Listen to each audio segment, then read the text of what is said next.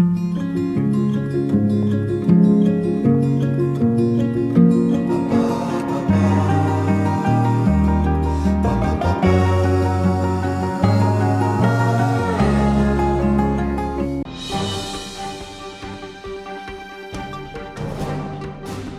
day and welcome to the Gulf News Update for Monday, December the 15th. Here are the top stories at this hour. An armed assailant was holding an unknown number of hostages in a central Sydney cafe on Monday, shutting down Australia's largest city. 6 hours after the mid-morning siege began, television showed 5 hostages running out of the Lindt Chocolate Cafe and sheltering behind a heavily armed SWAT team. Police said it was not known exactly how many more hostages remained in the cafe, but it was not as high as the 30 or 40 that had been reported earlier. The remaining hostages were being held by at least one armed assailant, police said, but did not rule out that others could be involved. A carbon-curbing deal struck in Lima on Sunday was a watered-down compromise where national intransigence threatened the goal of a pact to save Earth's climate system, green groups said.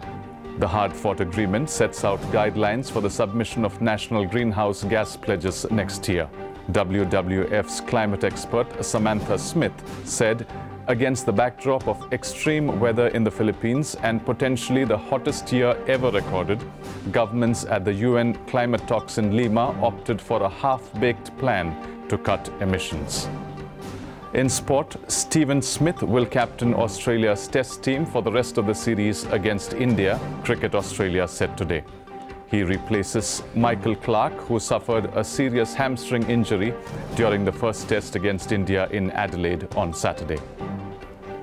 A medical student from South Africa has been crowned Miss World 2014. Rolene Strauss, a 22-year-old, bested 120 contestants to win the coveted crown at a glitzy ceremony in London, watched by an estimated 1 billion television viewers across the world.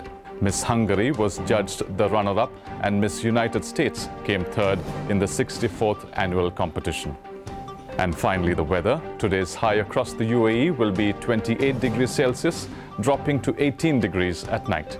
That's all for now. Thanks for watching. And as always, you can get the latest news at gulfnews.com.